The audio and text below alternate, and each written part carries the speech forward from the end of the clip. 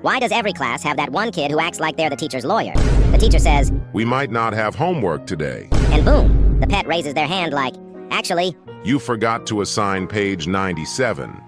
bro, who asked? We were about to taste freedom and you just threw us back into prison. And they're always sitting front row, nodding so hard it looks like they're at a rock concert. Like, calm down. You're not getting paid for this." And the worst? They remind the teacher about the test we all forgot about. Honestly, teachers' pets aren't students. They're undercover agents.